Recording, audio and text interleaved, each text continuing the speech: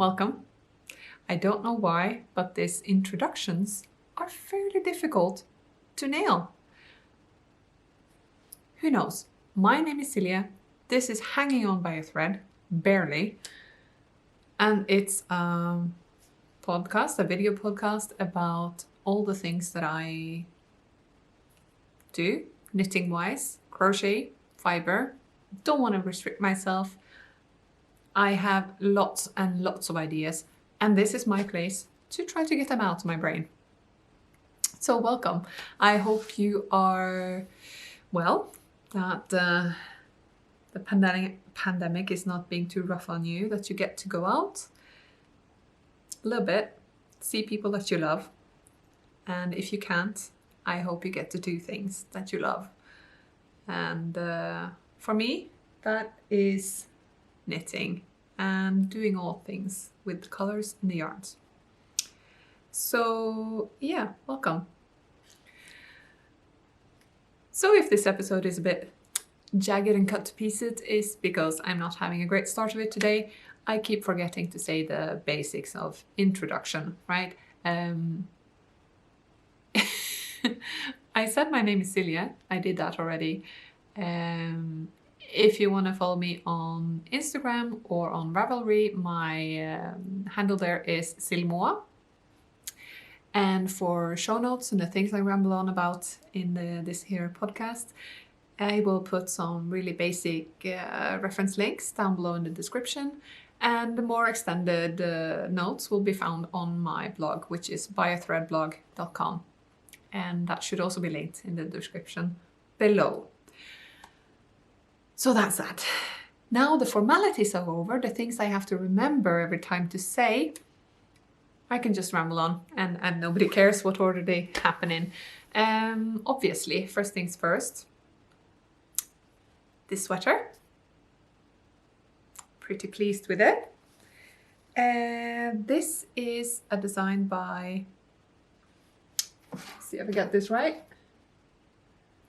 Junko Okamoto, which is a Japanese designer, and I stumbled upon her designs a couple of years back, and I think it was in 2019 that this design was published, and I made it pretty soon thereafter. It is the bouquet sweater, and I haven't been wearing it so much this year, but it's well loved. I have made this in a local yarn.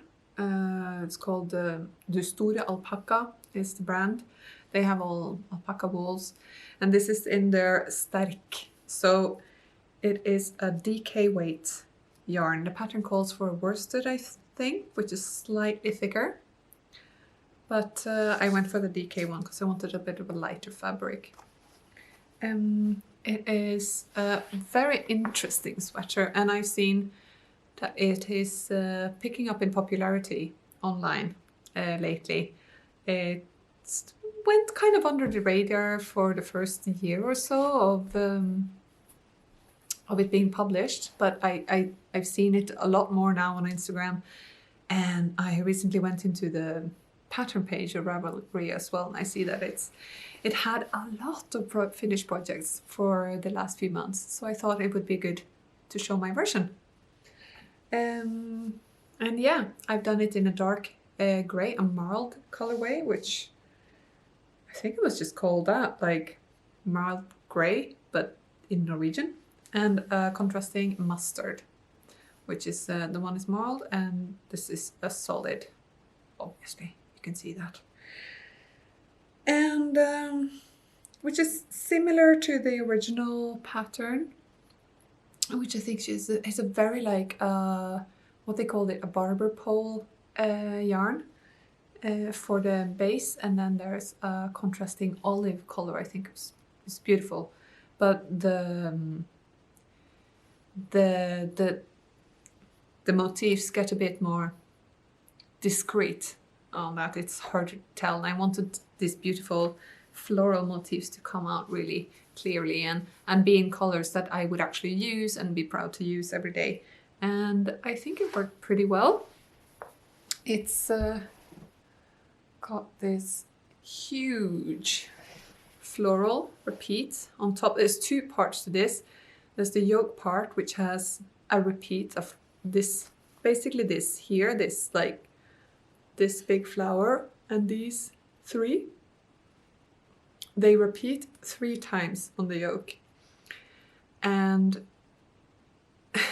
to make the increases for arms and in general, it's been very cleverly done.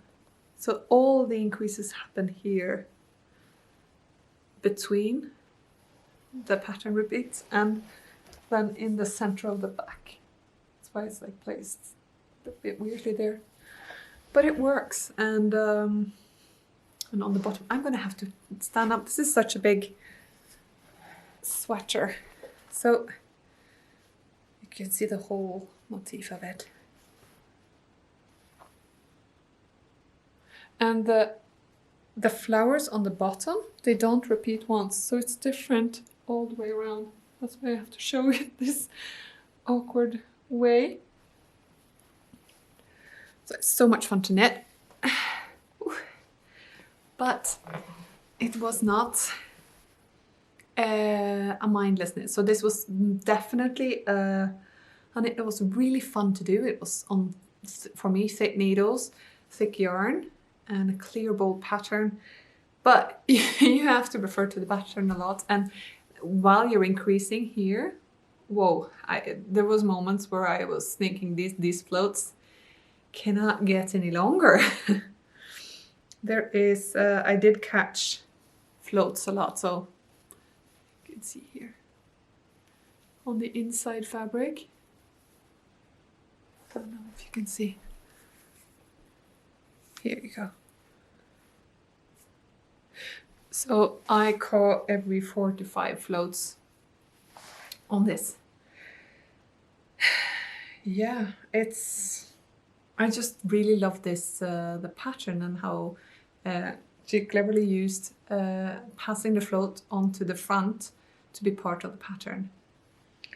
And just, yeah, it's pretty. And all these dark colors, the dark colors and the white face in this episode, I think is gonna make my camera struggle a little bit. But let's hope it goes well. It doesn't throw off the white balance too much. Yeah, what else can I say about this? Well, this yarn, I can say something about this yarn. It's been worn for a year, right? Not every day, obviously, but it's worn. It's comfortable to wear. I think I've talked about before about my love-hate relationship with alpaca. It's got this nice fuzz and halo, but I find it a little prickly at times. I prefer a rustic wool to a soft alpaca yarn. The alpaca makes me itch much more, which is weird because it's always sold as this super soft fiber that, oh, if you can't stand the scratchiness of wool, you should go with alpaca. But I have the same issue with these hairy things. The alpaca, 100% alpaca, and 100% mohair, I can't really wear next to skin. It's too scratchy. But this, I think it is similar to the Rowan yarn that I'm using for the sky sweater.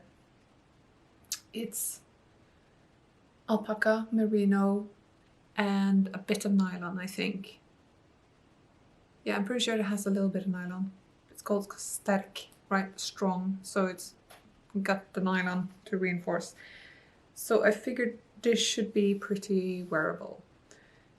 And yeah, I'd say it is. It does pill because it does.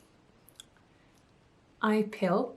Apparently, it's a little bit the fiber and a little bit the person. So if it's a soft fiber that's going to be prone to pilling with me, it's going to pill. Like my arms, always around here. So much billing. Maybe it's because I move my arms a lot. Who knows? But it is very soft and very warm. And today when I put it on, it was actually very perfect for the temperature right now. I'm not firing. I don't have a fire going, which when it's really cold, we put a log on the fire and it gets nice and toasty inside. But right now it's plus degrees outside, and I only got the air conditioning going on the heat setting, obviously. So it's kind of chilly. Perfect for sweater at home. And I think I have all these knitted sweaters. I should wear them, even if it's not. Before I've tend to, at home I just kind of wear the most basic thing, and I only put on the pretty sweaters when I need to go somewhere to, you know, show it off. But yeah, since I'm not going places, I should put it on. So I did this week, and it was nice. So today, this one, the bouquet sweater by Junko Okamoto. I think I'm saying Okamoto, yes. Okay. What else? That was it about this. Feel free to cut and edit here. Oh my goodness. This is so difficult today. I don't know why. Maybe it's because I feel like I didn't do enough things this week. Having the podcasting, it kind of put some pressure on having to present things. But I have been doing things. I've been doing little things. I have a few finished projects. I say a few because there are 2 small ones and 1 big one. But the big one, it was really finished years ago. And I only now put buttons in. It's probably going to blow out the, the camera too, but who knows. Okay, so what I have finally finished, and I'm just gonna quickly check when I finished this. It was back. Ravelry will help me remember this, which is basically what I have it for as a reference. Oh yeah, so this is a cardigan that I cast on in February 2018. I marked it as completed in June 2019. And it has only yesterday got buttons sewed in. It is the Levenwik cardigan by Gudrun Johnston, which I have apparently this week been on a Gudrun Johnston kick. Like previous week I showed you the Kellister hat that I finished and had immediately cast on another one, and I was so inspired to actually finish the cardigan too. I was thinking maybe I should wear it, but it's black, so I might blow out everything. I end up wearing this. It's quite a dark one anyways. Let's see if this shows up in any sort of way. Maybe I need to wear it next time and you can appreciate it. Okay, so this is my Levenwik cardigan. It's just, to me on the screen here, it looks like kind of just like a black mass of things, but it's a really beautiful design. And I thought it would be really wearable and casual at home. It's got asymmetrical opening. And it's using this sort of classic Shetland wave for the neckline. I don't know if it shows up. Black yarn, why? I don't know if this shows up. Yeah, okay, you can see kind of that it's like that wavy lace, Shetland lace wave. Ah, okay, it's blowing out terribly because of course they have bright buttons.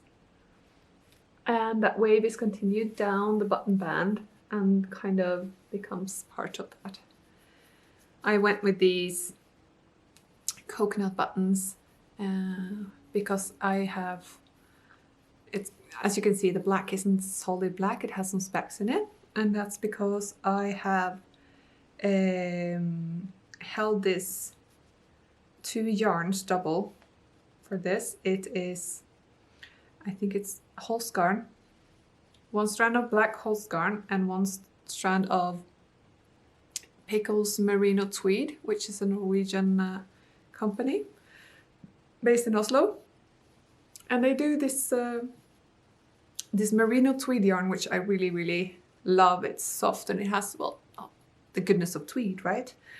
It has these speckles, so it's not just black. This it's the colorway Mørkt, and I remember I had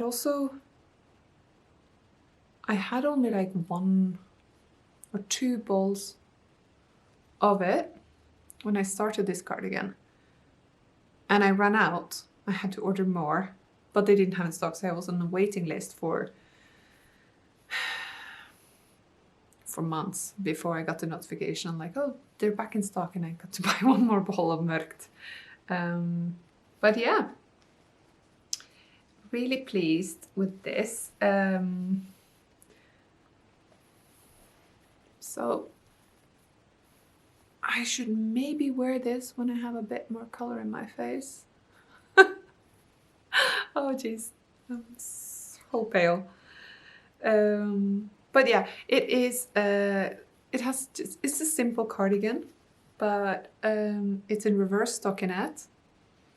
It's got raglan sleeves, the lace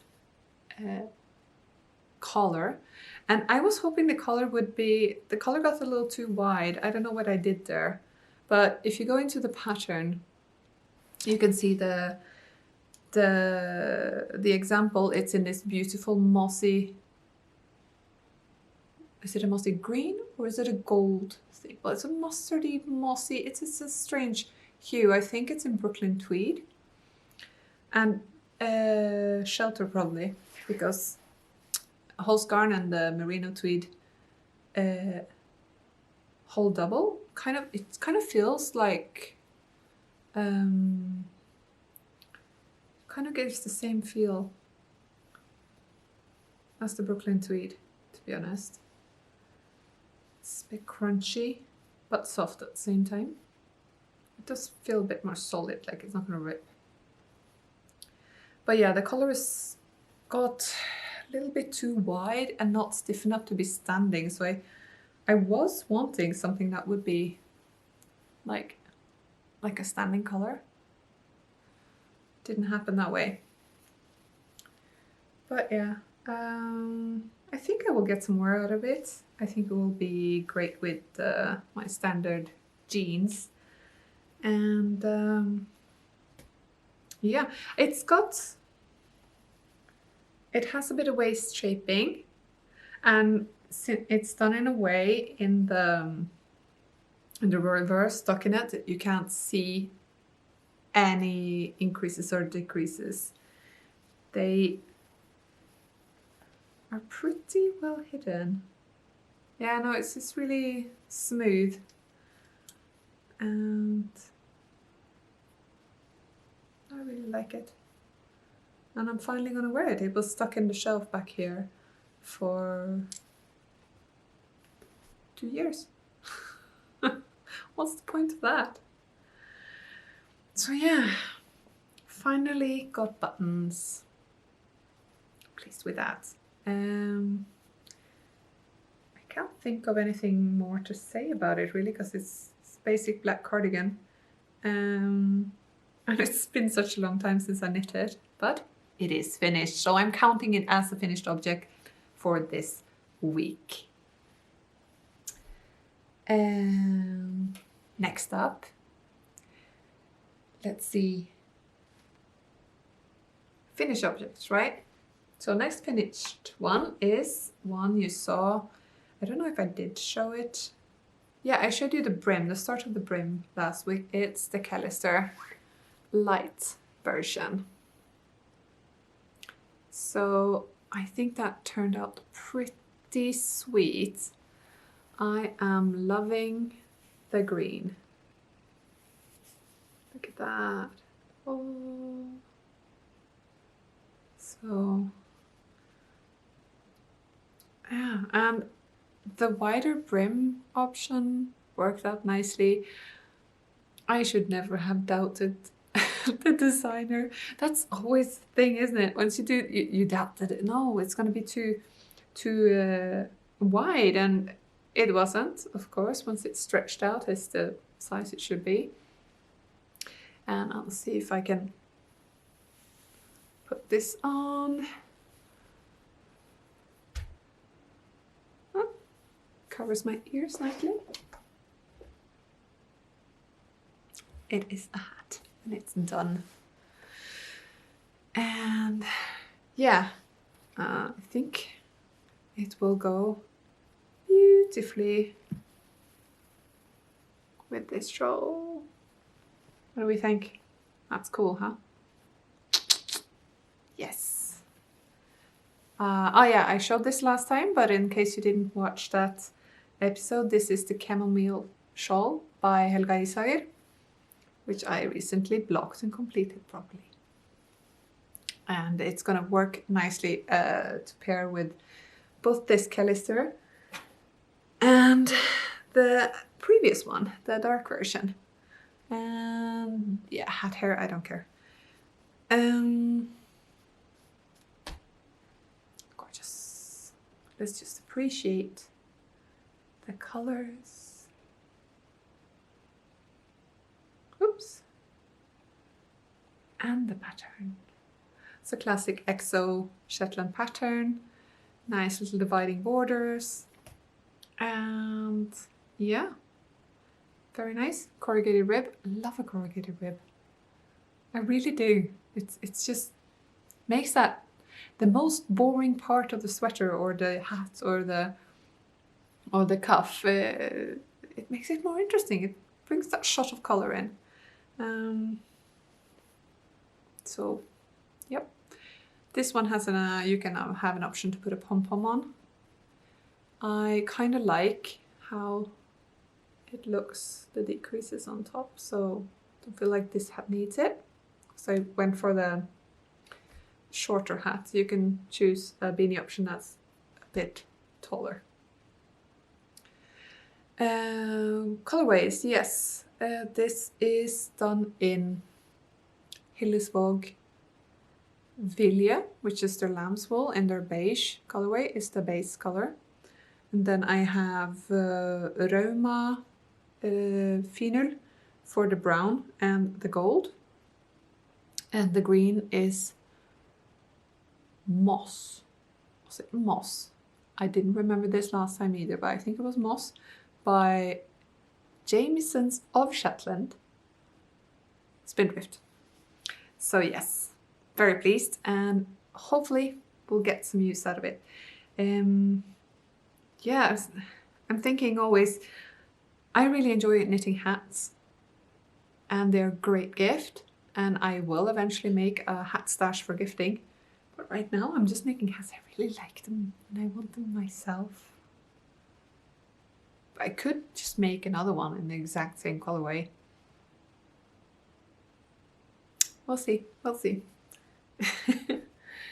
So that's the Kellister hat by Gudrun Johnston. It's the second one I make. If you're curious to see the darker version, that was on the previous episode. I made a charcoal grey one. And as I said, Gudrun Johnston kick. So the last hat, the hat that I knit this week, was the Burrastow beanie in purple. Yes, it looks so good. I'm so pleased with this. It's so cute and it's so cheerful. Ah, the gold and the purple, the light, and this gorgeous green pom-pom. It's just makes me very happy. I'm so pleased with this. Oh yeah, the colors, they just go so nicely. I was afraid that it was going to be a bit muted, and sometimes I look at it and I'm like, oh, it's not bright enough. But no, it works. So this is all in Jamieson's of Shetland Spindrift, out of my precious stash. It is this most beautiful of purples is Bramble, the Bramble colorway, and the green. Gosh, what's the green? I will find out, because the green is gorgeous and you're gonna want to know which one it is. So the green is Moorgrass. So it's 286 Moorgrass is the green. Yeah. And the light green is the Lichen colorway. Don't know what number that was. 1130 Lichen. So the light color, it's a very, very pale green. I don't know if you can tell. It's not a grey. It's a pale green. The gold is this one. I lost the label. Don't know which one it is, but I could probably find out which one. This was probably used in my aunt's cardigan, which is right there. It needs to be finished.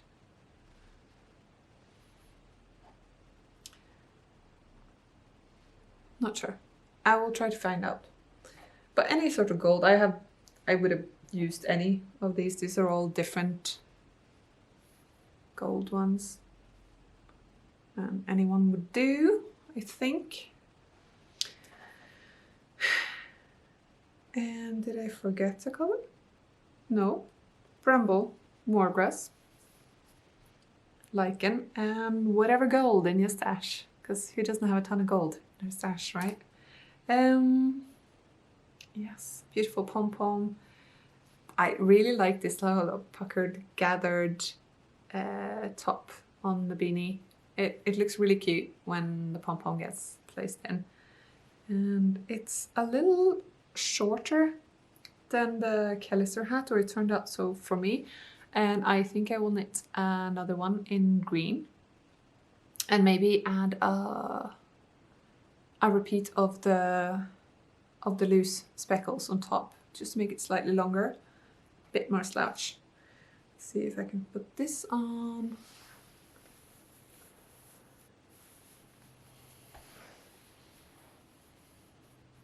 I think that's pretty good. Nice hat. Can you see the pom-pom in all its beanie loveliness? I hope so. Yeah, so really fun to do color work on this one. It is yeah, it just took me 2 days of knitting to finish a hat. It's such a pleasure to see the color work grow up. It's a typical feral thing as well, that you kind of, once you have to refer to the pattern up until the middle, and then you don't really need to, because then it's the same but mirrored.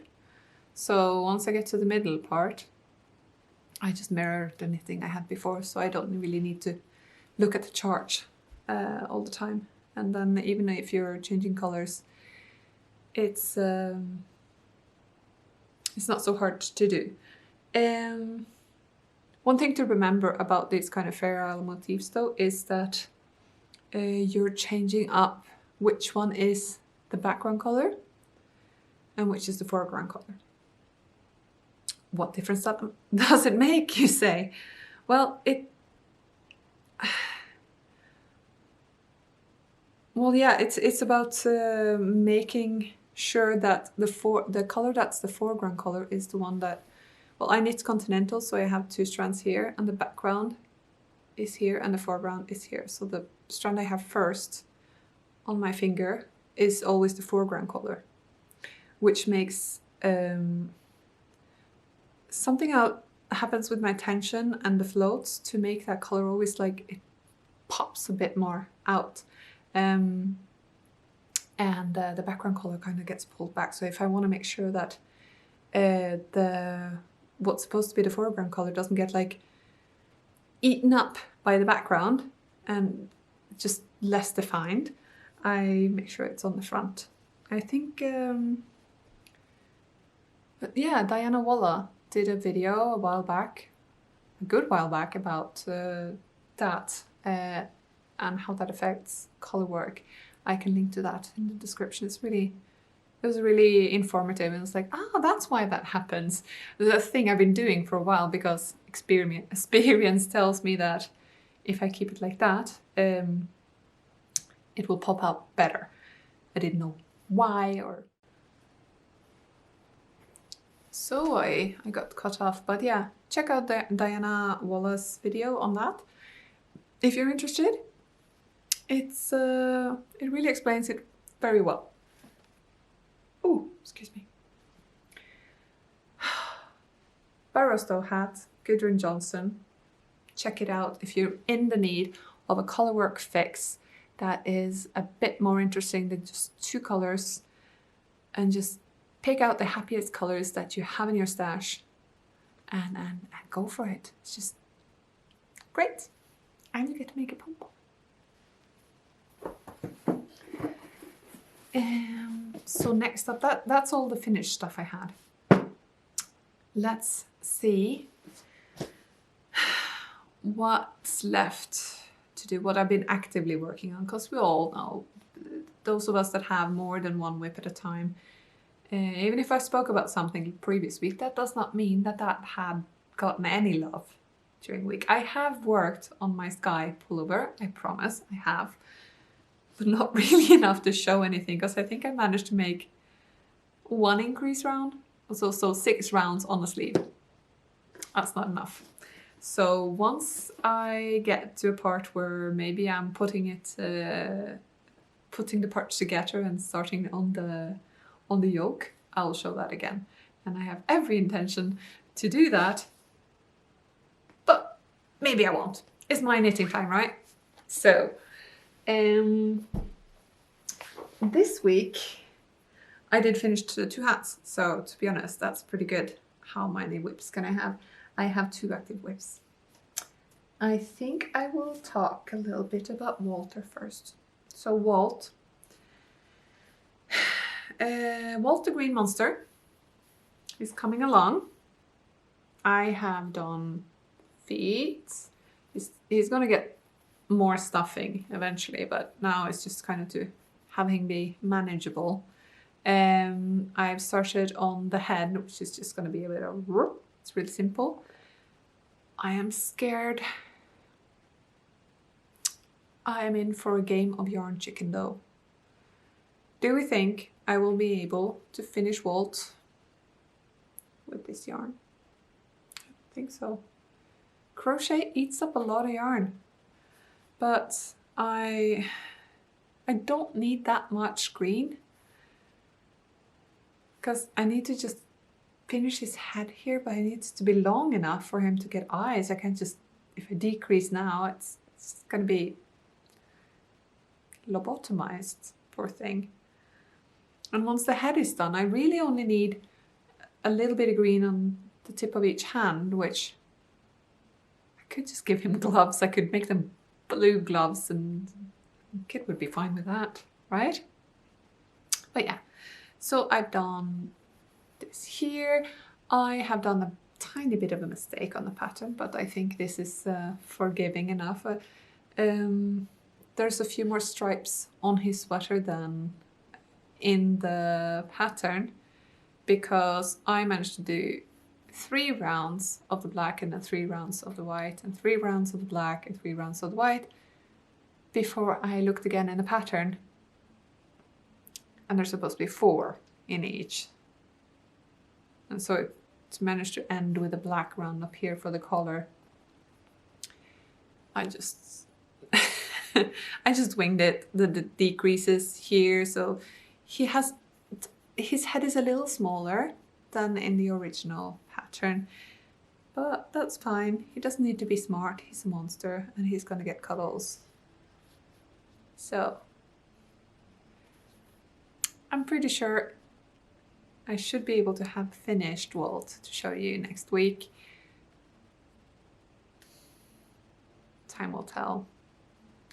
But yeah, I'm really loving this amigurumi thing. And I am making mental lists of all the creatures that I'm going to make and for which kids. Because I have friends with, all of us have small kids. Or not all of my friends, but a lot of my friends have similarly aged kids. Even if we're not at all living close. With the pandemic and all. I feel like I want to make some cuddly toys and send out as happy gifts to my friends' kids.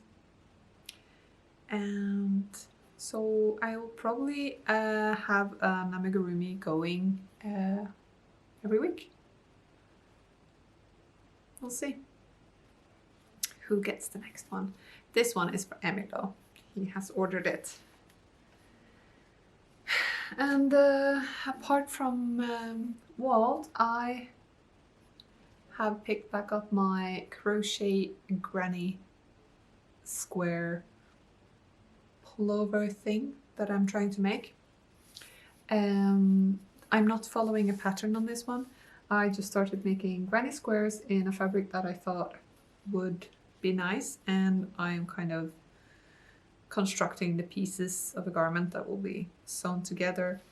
I am making a front and a back panel, and then I'm going to pick up and knit the collar and the sleeves and the ribbing. So it's going to be a combo of crochet and granny squares. I have only made 9 squares. I need to make 18, but I just wanted to figure out if I was doing the whole construction thing correctly before I made all the other squares. So out of my 9 squares, I've sewn together 6 as the beginning of the front panel, and I have made one side for the. So I'm doing. Okay, I don't speak crochet. This is like the least skilled craft I have. That's why this is granny squares. This is just basic stitch. So I know there are different names for the stitches as well between the UK and the US. So I have no idea which one is which. But let's just call the one. These are all crochet stitches. The one where you loop once, one and one again. That's a full staff stitch. In Norwegian they call staffs, like sticks. Yeah. So, and then I do a half crochet and I don't speak crochet. I'll try to put some terms on the screen so you know what I mean. But I'm trying to build like a neckline here. So I'm doing some decreases and then shoulder in this sort of stitch. And the magic of editing will tell you what stitch this is. And I'm trying to replicate that on the other side here. First I had done I'd done up both sides in the kind of the smallest stitch that you can do, the kind of you use for the amigurumi, but it created a fabric that was quite stiff, which for amigurumi is great. Not so nice on the body. I didn't want it to be an armor, so it's wool and I wanted it to be squishy and lofty, and since this part's going to be kind of see-through anyways, I didn't mind that much. It's an area stitch, so I'm going to do that up here. The back side the same. That's the back. The same. Zip, to meet up in the middle here. Maybe I'll do a slight dip on the center for the neck, and then I will seam the panels together and pick up for the neckline. Pick up for the collar on the neckline. which I think is just going to be a simple 1x1 ribbing. But I think this, wow, I can hold it like this and it kind of already looks like a garment. But you see, I need to do a few more rows on the back panel because I want the granny squares to line up so that they, yeah, I think it's understandable. And once I have made something that kind of sort of fits over my head and I'm happy with that, I can mark it. I think the armhole will have to be one granny square, one granny square down. Yeah, this is quite exciting actually, because it's, you know, I'm making something that I'm not reading a pattern, I'm just trying to figure it out. And I think that's something I really like about crochet, and it's you can just, yeah, just make it up a bit more as you go along. And also, since you can kind of make the pieces, that's something to say for seaming. I know a lot of people are like, oh, I don't want to be seaming, I want to knit everything in one go and then be finished with it, which is fantastic when you're following a pattern. It's a bit more complicated when you're making it up yourself as you go along, I find, because then if I'm just kind of gonna wing it and invent myself a top-down sweater, if I get down here and I'm not happy, I have to unravel everything. But maybe I made something that worked. Yeah, I find it's much easier to scrap and unravel in crochet, and it kind of grows faster too, because every crochet row is a bit taller than every knit row. I don't know if I'm making any sense. What I want to say though is that I'm enjoying doing this, and I think I will keep working on this at least today, tomorrow, maybe over the weekend, and I might have something more to show you guys next time. I'm making this not necessarily out of scrap yarn. I have a lot of Finull and I don't consider it scraps, even if I don't have a sweater quantity of it. It's a Finull PT2 by Rauma. I'm using for this. It's a basic light grey, mild light grey is the base color, and then I just pick whatever colors I liked from my stash to make the grannies. Some are actually hand-dyed, some are Hillesvåg Sølje, so it's basically any sort of rustic fingering weight to sports weight yarn that I have. And as I said, you could totally make this out of scrap stash yarn if you have scraps. Yeah, I for sure I have scraps, but when it comes to Colourwork, sometimes you need so little of it in a garment or in a hat or in mittens that I don't think it's fair to call it scraps. It's completely fine, normal yarn. Like you can have a tiny, like the little tiny balls of yarn that I have in the Jamiesons of, too hard to say, the Spindrift, that you only need a little bit of it for like, done. I guess you could call it scraps. Semantics, whatever. Okay, but yeah, it's an assorted fingering weight things. I'm excited to get on with this. I kind of want to just sit and do that now, to be honest. But I'm not completely finished with what I wanted to talk to you guys about today. Because now I've got these two crochet projects going. I got the sky, which is starting to feel like it's getting to a close, and it's a bit complicated as well to do. So I'm in that place where I need to start choosing the next thing I want to cast on. Like the next big thing. And I think I've talked about it, touched on it before, that I sometimes feel it really nerve-wracking to choose commit to a project, because I don't want it to end up to be another whip that kind of lingers for years and years, which could happen. And I do have some that I do want to pick back up again as well. So I need to consider what it's going to be. And I was thinking that, oh yeah, I have this I wanted to talk about. I made a swatch because when I've been home so much now, the thing I've been wearing almost every day, is this scruffy old long cardigan, like a house coat you could call it. Like, it's an open front cardigan with pockets. It's quite thick. It's store-bought, and it's got this fiber mix that you could, yeah, it's got wool, yeah, it's got mohair in it, but is this much. It's got like elastan, and like and it looks so scruffy. But it's the thing I throw on and wear almost every morning because it's just a practical thing. It's long and cozy. I can wrap it around me when it's extra cold. I can kind of, yeah, you know. And it's quite long sleeves, so they can roll up or go down.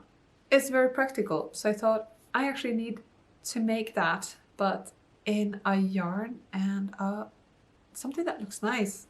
A basic open front cardigan. And I looked into my library of patterns, and I had already bought the No Frills cardigan by Petite Knit. You know, when everybody was knitting that, I was obviously sucked in, and I bought the pattern and I did not cast on.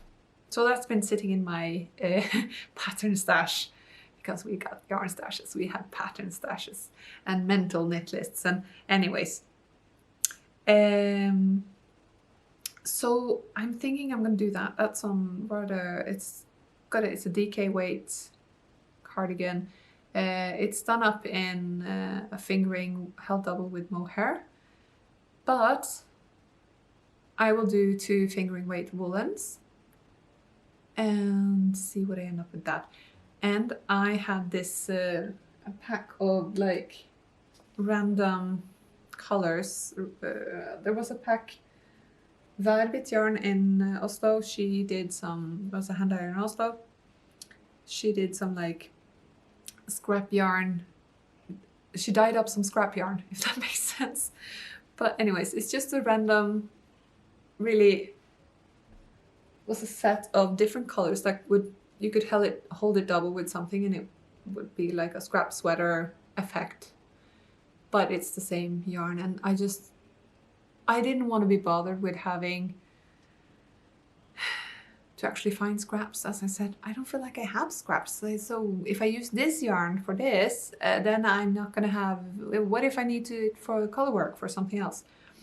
And I think this is an excellent way to use these kind of more crazy hand-dyed variegated colorways. And I think they look really pretty. So I don't think this is something that I think it's just kind of a one-off that she got the idea to do. But they turned out really beautiful, this, and I'll show you the sample, which is probably going to blow out my camera again because it's on black. It's like, so I was thinking to do the No Frills cardigan and then just have like random shots of that thread going through. And so this sample is knit up with 1 strand of Holst in black, because I still have a lot left because I bought a cone of it. Because I figured you need black, you need to have black. So I'm pretty sure I have enough of this. And I held it together with some black skeins of Lamul. Come on, focus on the knit. There you go. But doesn't that's going to be pretty. I am worried, a little worried that it's too black. So I'm thinking maybe to marl it with like a dark gray, having 1 strand of black, and one dark grey. And then of course when each of these color shots come in, I take away either the black or the grey to merle with this. So yeah, I'm on the fence.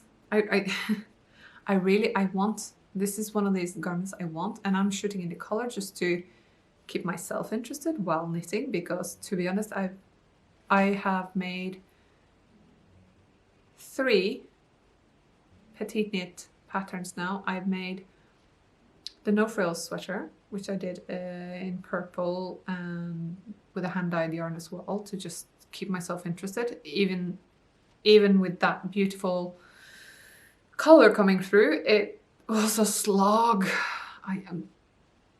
Wow. Yeah, so this product knitting thing it kills me every time. But I really do want the product. But I find it so boring to knit. The thing they got going for it is that I choose some materials I really want, and the fact that it's stockinette and I can just knit even when my brain has been, you know, sucked out by tiredness, or just I didn't sleep for 2 days because the baby's been growing, or you know, things like that. So I've already made the no frills, the balloon cardigan, which is one of the sweaters I wear the most. I will bring it and show it sometime. Really nice green color, really wearable, but again, super boring. And yeah, and that's not to say there's nothing wrong with the pattern. It's just a personal opinion. The pattern is great. It's really well written. It is easy to get the garment in the end that you're going for. It's just that I don't enjoy that kind of knit. And now I'm committing to this knee-length cardigan. Yeah. I said 3. Did I mention all? No, I made the April cardigan as well. And again, I used a really beautiful... I wanted a basic cardigan, a grey cardigan. So how do I make that interesting? So I chose a grey hand-dyed from Verbit again. And it turned out quite nice. And I held it with the grey mohair. The April cardigan. See, I still have lots of finished stuff to show you guys, so there's material here. Yeah, I'll keep switching up the sweaters in the whole introduction bit if I ever nail that. And yeah, no frills cardigan. Am I ready for the commitment? Time will show. I did make a swatch though. I pretty bang on the gauge as well, so there's that. But is it too black? Black goes with everything, and there's enough colors in this that it will pick up on whatever I'm wearing under it, so that's nice. We'll see. We'll see. That. But there are more contenders, not only the no frills cardigan. I have also had my eye on a more textured cardigan, because I need a cardigan, so I just need to figure out which cardigan I'm going to commit to and knit. And then, of course, I'm going to share with you guys while I'm knitting it and hopefully don't get bored. I have sweater quantities of 3, and I want to use these lovely hand-dyed yarns that I have acquired the past 2 years in my stash. I have another colorway from Verbit, which is actually dyed to order. She did a thing where you could just kind of say what color you wanted, and she tries to come up with something to match it. And I got this kind of rusty red speckles thing, and wow, this is a difficult color to show. See, come on. Oh, it's pretty close. So this is sort of a burgundy red wine Merlot. With some black and dark blue specks in it. So I think this will knit up really nice.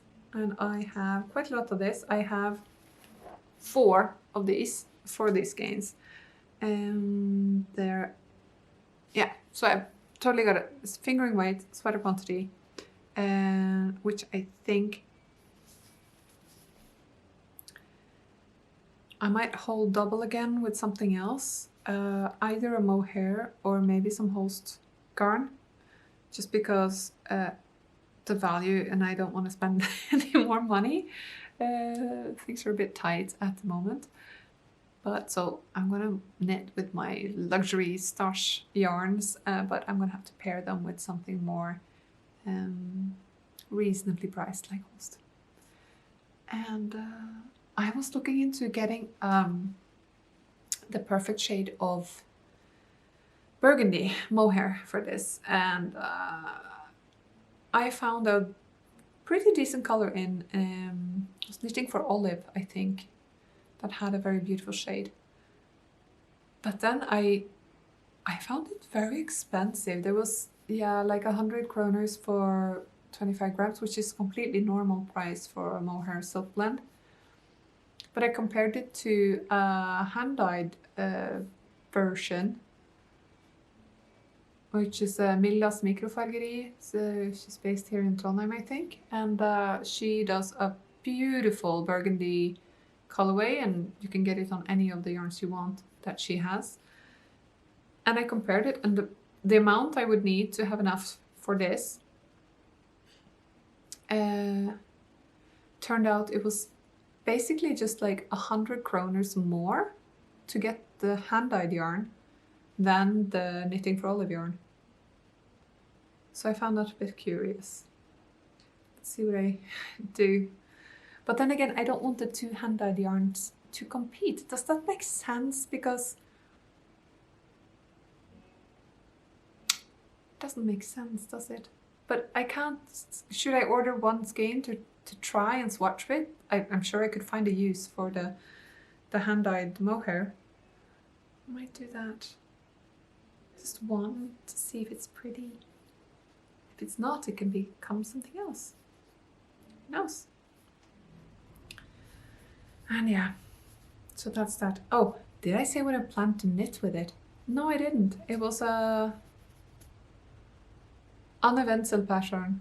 Is a textured cardigan. I have already bought the pattern. Let's see if I... Oh, wow, I'm so unprepared. But it was a pretty pattern. Let's see. It's into the knitting patterns folder. Jackets. So yeah, I'm so organized. There, yeah, it was so ridiculously easy to name that I couldn't think of it. It's the ribbed raglan. So it's a basic raglan with sweaters. Let's see if you can tell. There you go. I thought that could be cool in burgundy. Very wearable. It's got pockets, so takes off the list there. But I have 2 more yarns that I'm thinking can become something pretty. I have enough for a basic sweater or a basic cardigan in this lovely color.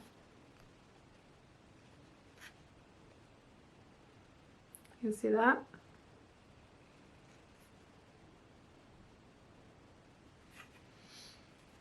And this is from Millas Mikrofargeri, which you can see. I do the whole thing, the podcasting thing of showing the labels. Millas Mikrofargeri.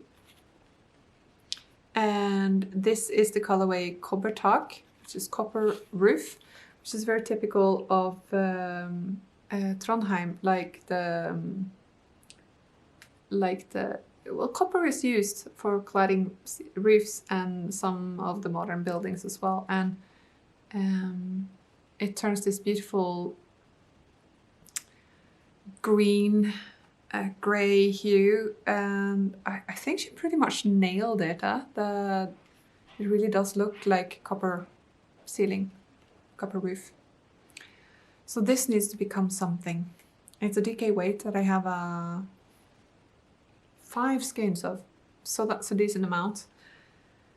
Not sure. Not sure. I had a pattern in mind for this. It's completely out of my head now. I'll see if I can remember for next time. But I just thought, this needs to become something, right? It's beautiful. So yeah, I was talking about what this could be. I just remember which one I had in mind for it. And it's not a cardigan for this one. It's the Sawyer sweater by Sari Nolan, and I think it's a color that's light enough to so that you can appreciate the cables, because it's a cabled one. I'll try and show you. Hopefully it's not too horrible to see on the phone. But yeah, I think the Sawyer sweater is the contender. Not a mindless knit, I think. It's got lots of cables and things, so maybe later. And for the third option, I'm thinking it's probably more of a pullover anyways, but this color here needs to become something. That green, come on, right? So this is a local to me, local-ish. I live in the village now, so an hour away is local. But yeah, fairly local to me yarn shop. This is Garnbutikken Fortuna. They are located in Levenwik, which is an old mining village in Sør-Trøndelag. No, it's only Trøndelag now. They fused. So it's all their colorways are like inspired by the mining history, and this is a really beautiful green. It's called Skog fra circumferensen, which is a forest from the circumference, I guess. So yeah, it's another DK weight. So you can see it's a theme here. I'm in the mood for a DK weight knit. That's somehow, you know, this one, I was thinking it could become like, I have knit before the White Horse sweater from Caitlin Hunter, but I was thinking if I could find a similar pattern with sort of like that lace yoke thing, DK weight, and just to, you know, show some support to somebody less known. I know knitting things that are from really famous, really successful designers. It's a good way of getting people to click and watch this content. So, but you know, I really love that sweater, but do I need another one of it? I enjoyed the knit. There are a few details on it that I'm not too fussed about, like it wasn't symmetric, and I've been seeing, I think Sari Nolan has a pattern coming up, and I really love her stuff, and there's some sort of lacy yoke thing coming on. Not sure if it's a DK one though. As you can see, this is a merino flopping around. It's 100% superwash merino from Garnbutikken Fortuna. I love this colorway. Ah, so good. I don't have so much of it though. That's why I'm thinking it's gonna be like a cropped sweater thing going on. I got 4 of these and they're 200 meters per 100 gram. Oh, 200 meter by 115 grams actually. So, but this is, it's got much more twist than this one. This is plumper. Or maybe they're skeined up differently. Hanged up, skeined up, whichever. So these are the things that I'm stressing about lately, and that's also, I think, a reason why I am casting on and knitting hats, because I can't make the commitment. So don't be surprised if next time there's another hat in the mix. I do have quite a few leftover yarn from Brooklyn Tweed Loft, and I know there is a lot of hats to be found there. Maybe another Gudrun Johnston one, right? So yeah, I think that's it for today. I have chatted a fair bit in the end. Hopefully not too confusing, and I hope you got some inspiration out of it. If you liked it, hit the subscribe button if you haven't already, and give it a like. I'd love to have some comments, and hopefully I'll see you next time. Bye!